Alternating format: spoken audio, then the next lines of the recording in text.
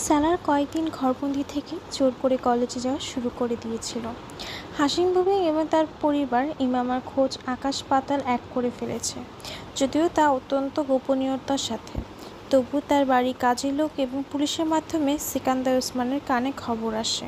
তারা লাহোরের ইমামা সব ফ্রেন্ডের সাথেও যোগাযোগ করেছে, যার জানাশোনার মধ্যে ছিল।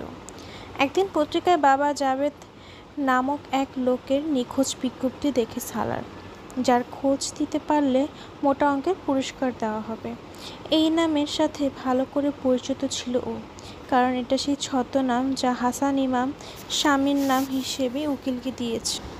তাই সন্দেহ নেই এই বিজ্ঞপ্তি ইমামা পরিবার পক্ষ থেকে দেওয়া, যদিও নিচে দেওয়া ফোন নাম্বার ইমামার বাড়ির না। আন্দাজ করতে পারছিল পুলিশ উকিল পর্যন্ত পৌঁছে গেছে এবং উকিলের নাম বলে দিয়েছে। এখন এই সত্য শুধু হাসান আর ও জানে। আদতে বাবা জাভেদের কোনো অস্তিত্ব নেই। স্বস্তি পায়, কিছুটা হলেও হাসিম বুবিনকে ধাঁধায় ফেলতে পেরেছে। পুরোটা সময় জুড়ে ইমামার কলের অপেক্ষা করে ও। কয়েকবার নিজে কল করে মোবাইল বন্ধ পেয়েছে। ওর মাঝে কৌতূহল, ইমামা কোথায় গেল।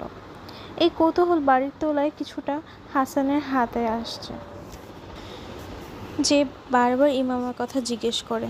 মাঝে মধ্যে সালার বিরক্ত হয়ে ওঠে। আমি কি করে জানবো ও কোথায়, কেন মনোযোগ। এখন তো মনে হচ্ছে আমার চেয়ে তোমার বেশি আগ্রহ ওর প্রতি। সালারের বিন্দুমাত্র আন্দাজ ছিল না হাসানও এই আগ্রহ চাপের কারণে। হাসান বাজেভাবে ফেঁসে আছে। সালারের অনুমান সালা জালালের কাছে চলে গেছে ইমামা। হতে পারে বিয়েও করে নিয়েছে। জালালের বিয়ে ব্যাপারে মিথ্যা বললেও জানে ইমামা ওর কথায় বিশ্বাস করেনি, তাই নিশ্চয়ই জালালের কাছে যাবে। সালারের ইচ্ছে ছিল জালালের সাথে যোগাযোগ করার বা একবার গিয়ে দেখা করার, যাতে জানতে পারে ইমামা তার সাথে আছে কিনা, কিন্তু এই মুহূর্তে কোনোটা সম্ভব না।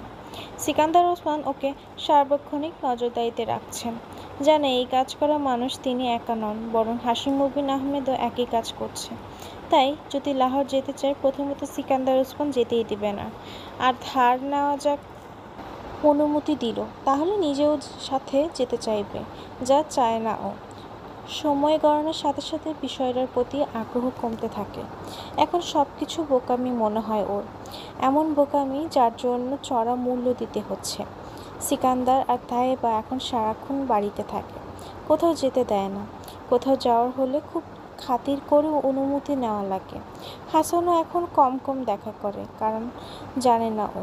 সব কিছু মিলিয়ে এই প্রচণ্ড বিরক্ত হয়ে উঠেছে। রাতে কম্পিউটারে বসে থাকা অবস্থায় কল আসে সালারের। কিবোর্ডে হাত রেখে উদাসীন ভঙ্গিতে মোবাইল তোলে, কিন্তু মোবাইল স্ক্রিন দেখে ধাক্কা খায়। নাম্বার ওর নিজের মোবাইলে, তার মানে ইমামা ফোন করেছে। অবশেষে আপনার মনে পড়লো আমাকে। সালার শীষ বাজায়। ওর মুড ফ্রেশ হয়ে গেছে। কিছুক্ষণ আগে একঘেয়েমি এখন আর নেই। আমি তো ধরে নিয়েছি তুমি আর কখনো কল করবে না, এত সময় লাগিয়ে দিলে। ইমামা বলল, অনেকদিন ধরেই তোমাকে কল করতে চাচ্ছিলাম, কিন্তু পারছিলাম না। কোনো ঝামেলা হয়েছে? ফোন তো তোমার কাছেই ছিল, সালার বলে। হয়েছিল কিছু ঝামেলা, ইমামা সংক্ষেপে বলল। তুমি এখন কোথায়? সালার কৌতূহল হয়ে জিজ্ঞেস করে। বাচ্চাদের মতো প্রশ্ন করো না সালার, যেহেতু জানো বলবো না।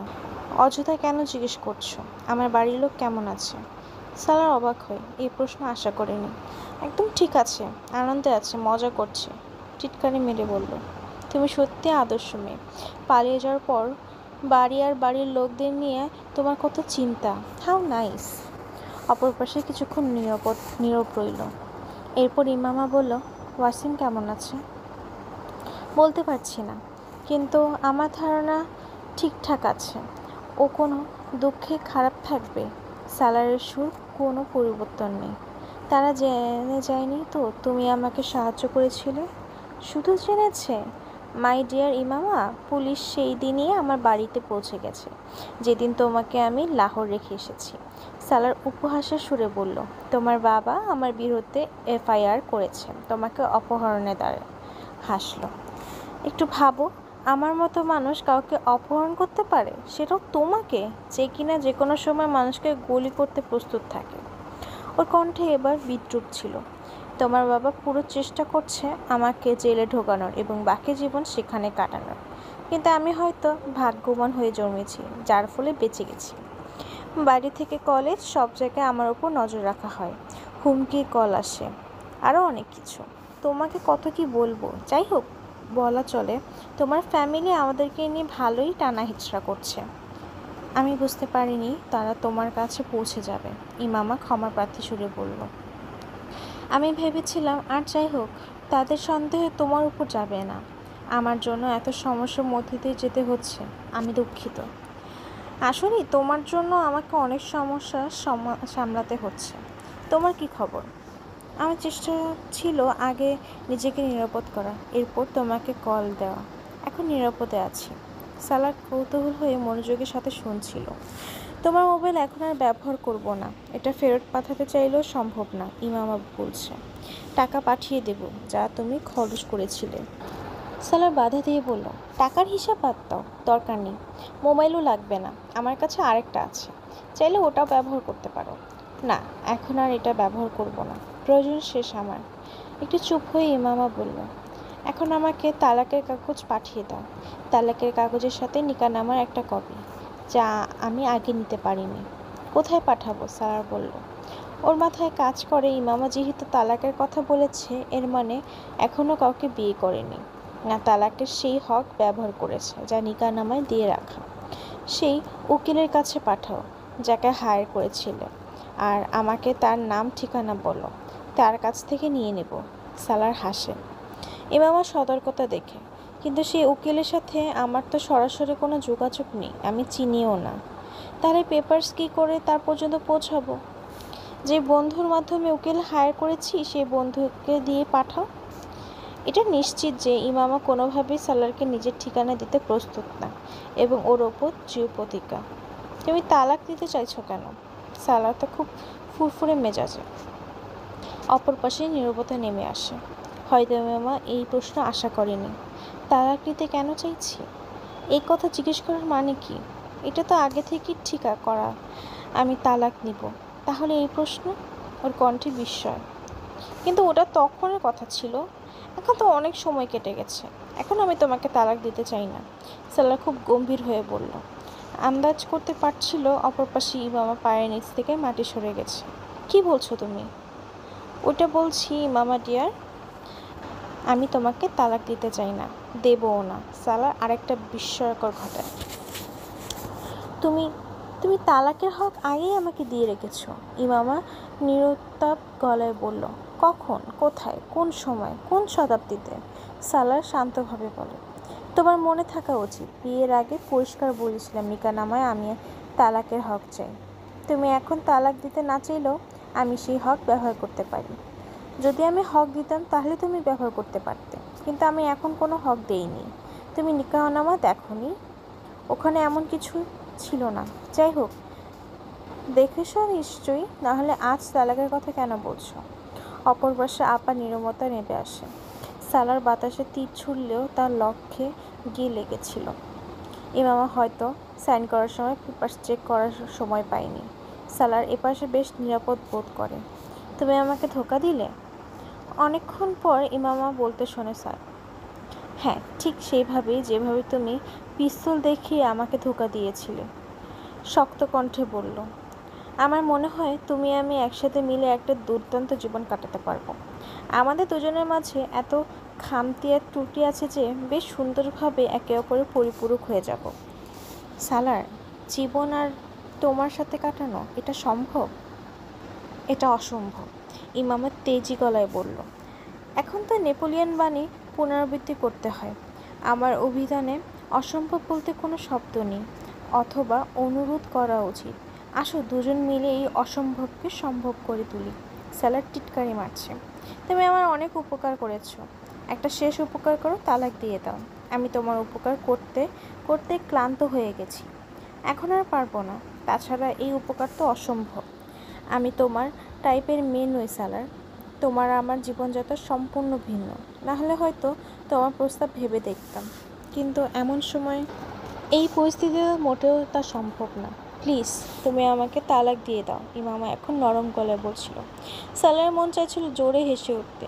যদি তুমি আমার প্রস্তাব ভেবে দেখার প্রতিশ্রুতি দাও, তাহলে আমি আমার জীবনযাত্রা বদলে নেব। বুঝতে চেষ্টা করো, তোমার আমার সব কিছু আলাদা, জীবনের ফিলোসফিই ভিন্ন। আমরা দুজন একসাথে থাকতে পারবো না। ইমামা বিরক্ত হয়।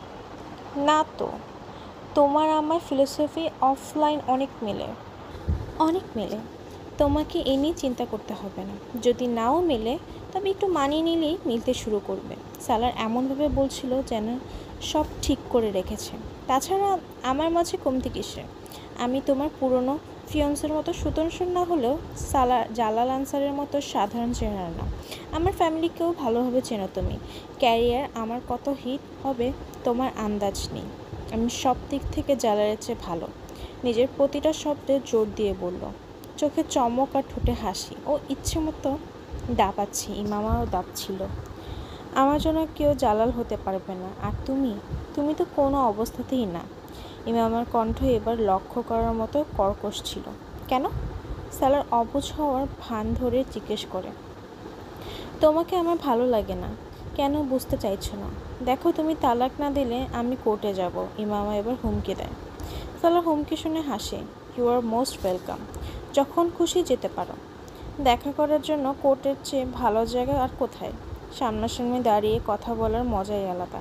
তাচ্ছিল্যের সাথে বলে, কিন্তু তোমার মনে রাখা উচিত কোর্টে আমি একা আসবো না, তোমার বাবা মাও আসবে।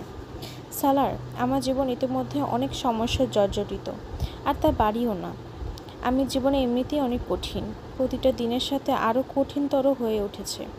তুমি অন্তত আমার জন্য নতুন ঝামেলা তৈরি করো না।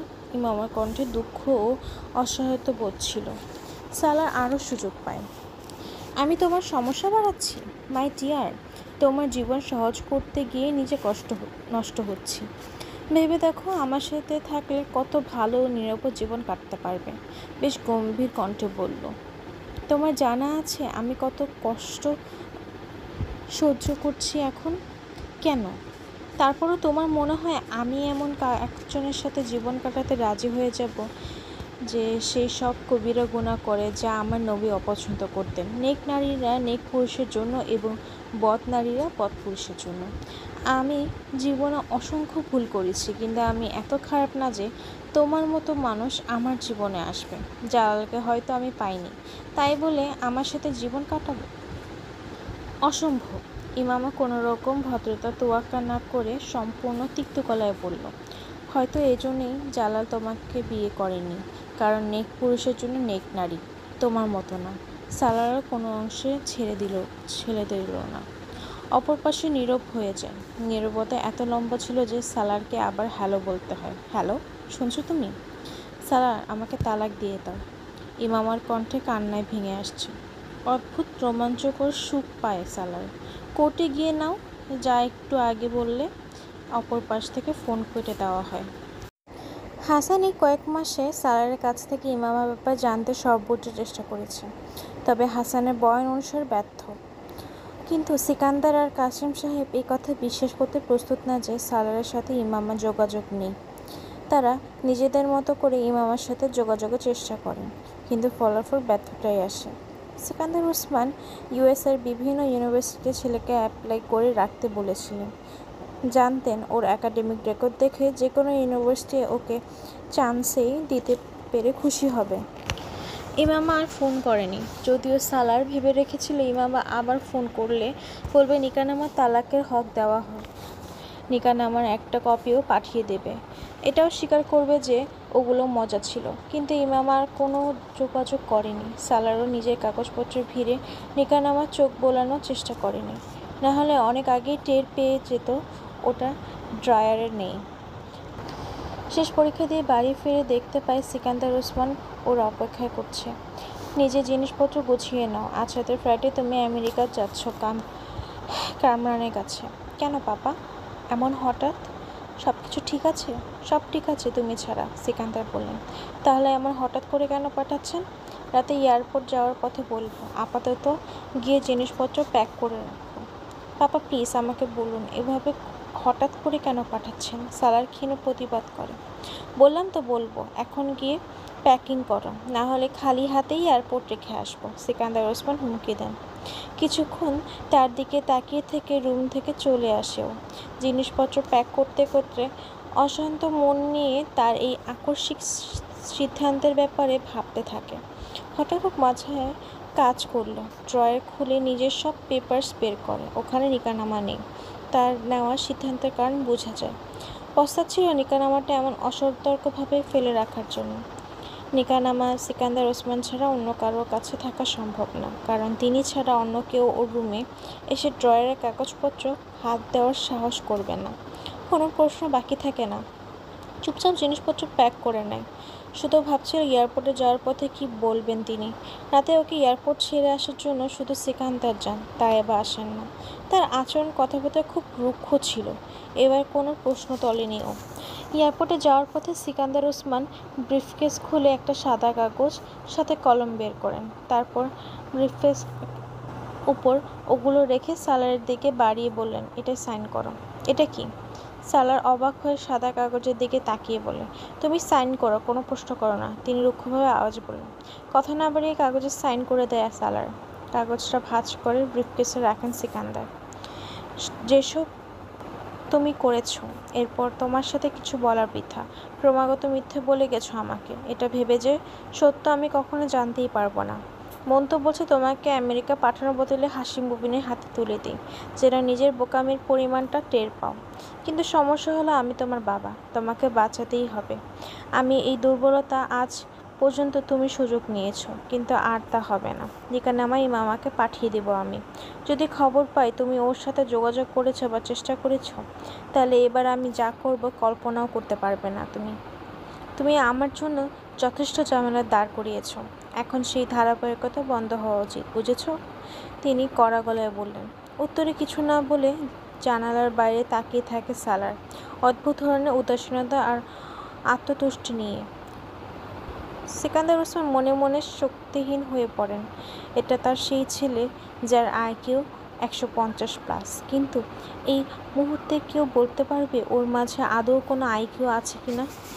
পরবর্তী কয়েক মাস যা আমেরিকাতে কাটায় তা সালারের জীবনের সবচেয়ে কঠিনতর দিন ছিল। এর আগেও বহুবার ফ্যামিলির সাথে বা তাদের ছাড়া একা ছুটি কাটাতে আমেরিকা, ইউরোপ এসেছেও, কিন্তু এবার সিকান্দার ওসমান যেভাবে পাঠিয়েছেন তা একদিকে ওকে ডিস্টার্ব করছিল, অন্যদিকে আলাদা অনেক সমস্যা তৈরি হয়েছিল। ওর যে বন্ধুরা এ লেভেলের পর আমেরিকায় এসেছে, সব আলাদা আলাদা ইউনিভার্সিটিতে পড়ে। কোনো এক আত্মীয় স্বজন এবং কাজিনদের ক্ষেত্রেও একই অবস্থা। এমনকি ওর নিজের ভাই বোনও সবাই এক জায়গায় ছিল না। পরিবারের সাথে ওর এত অ্যাটাচড না যে তাদের কমতি অনুভব করবে বা হোম সিকনেসের শিকার হবে। এটা শুধু হঠাৎ জোর করে পাঠানোর ফলাফল, যা ওকে অস্থির করে ফেলছিল। কামরান ছাড়া সারাদিন ইউনিভার্সিটি কাটায়। বাসায় ফিরলেও পড়াশোনা নিয়ে ব্যস্ত হয়ে পড়ে। সামনেই পরীক্ষা। অন্যদিকে সারা দিনভর অ্যাপার্টমেন্টে হয়তো মুভি দেখে, নয়তো চ্যানেল বদলে সময় কাটায়। আর যখনই এই দুই কাজে বিরক্ত হয়ে পড়ে তখন ঘুরতে বাইরে বেরিয়ে যায়। কামরান নিউ ইয়র্কের যে এলাকায় ছিল ওখানে কোনায় কোনায় অভিযান চালায় ও।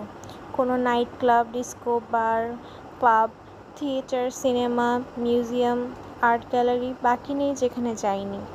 একাডেমিক রেকর্ড কারণে যে 3 আইভি লিগ ইউনিভার্সিটিতে অ্যাপ্লাই করেছিল, সেখানে রেজাল্ট বের হওয়ার আগেই ওর অ্যাডমিশন দরখাস্ত গ্রহণ করা হয়।